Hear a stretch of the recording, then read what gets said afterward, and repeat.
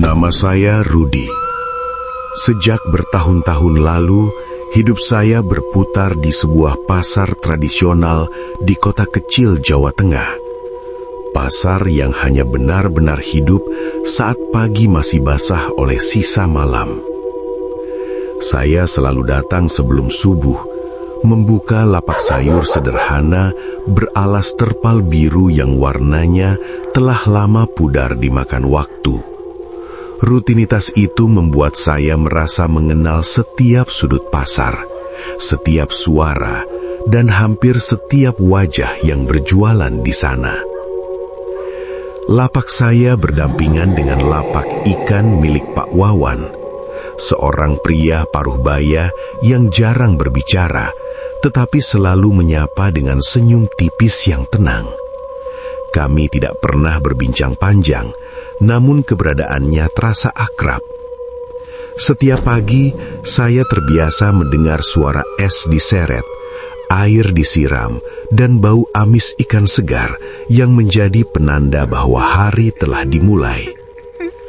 Hari Senin itu tidak menunjukkan tanda apapun akan menjadi berbeda. Udara pasar lembab, bau sayur segar bercampur aroma ikan asin. Saat saya tiba, lapak Pak Wawan sudah terbuka. Ember-ember ikannya tertata rapi. Ikan-ikan terlihat basah dan mengkilap di bawah lampu kuning pasar.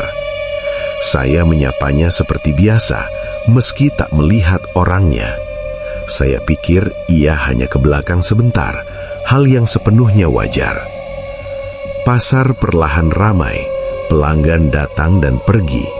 Dari sudut mata, lapak ikan itu terlihat seperti sedang aktif. Sesekali terdengar suara air menetes dari sana, membuat saya yakin Pak Wawan masih berjualan. Tidak ada yang terasa janggal, tidak ada firasat buruk, semua tampak normal. Menjelang siang, ketika matahari mulai meninggi dan pasar mulai sepi, keanehan kecil itu muncul. Lapak ikan tersebut belum juga dibereskan, padahal Pak Wawan biasanya pulang lebih awal. Saya memanggil namanya agak keras, tidak ada jawaban, hanya dengung lalat yang mulai terdengar. Saya pulang hari itu dengan perasaan aneh yang samar, terlalu lelah untuk memikirkannya lebih jauh. Keesokan harinya, Selasa, lapak itu kembali saya temukan terbuka. Ember-embernya berada di posisi yang sama persis seperti kemarin. Ikan-ikannya terlihat sedikit lebih pucat, tetapi masih tampak layak jual.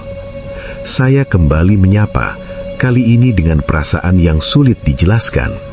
Lagi-lagi tidak ada jawaban. Beberapa pelanggan sempat melihat-lihat lapak ikan itu, namun tak satu pun transaksi terjadi. Mereka datang, menatap, lalu pergi. Bau amis terasa lebih kuat, lalat semakin banyak. Saya mencoba menepis rasa tidak nyaman dengan logika. Mungkin cuaca sedang panas, mungkin ikan baru datang kemarin.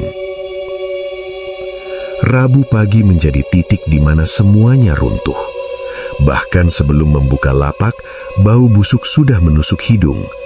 Lapak ikan itu masih terbuka, namun ikan-ikannya jelas membusuk. Air di ember berubah keruh, lalat semakin banyak berkerumun tebal, tanpa henti. Tidak ada satupun tanda aktivitas manusia selama 2 hari terakhir. Seorang petugas pasar datang karena mencium bau menyengat. Ketika saya mengatakan bahwa lapak itu sudah terbuka sejak 2 hari lalu, wajahnya langsung berubah. Tak lama kemudian, kabar itu menyebar cepat di antara para pedagang. Pak Wawan telah meninggal dunia 2 hari sebelumnya. Serangan jantung ditemukan di rumahnya dalam keadaan sudah kaku. Dunia terasa berputar. 2 hari penuh saya berjualan di samping lapak orang yang sudah tidak ada.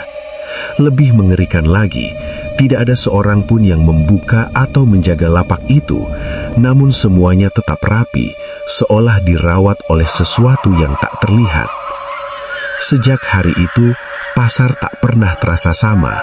Lapak ikan itu kini ditutup terpal hitam, namun pada pagi-pagi tertentu, saat pasar masih sepi, saya seperti mendengar suara air disiram.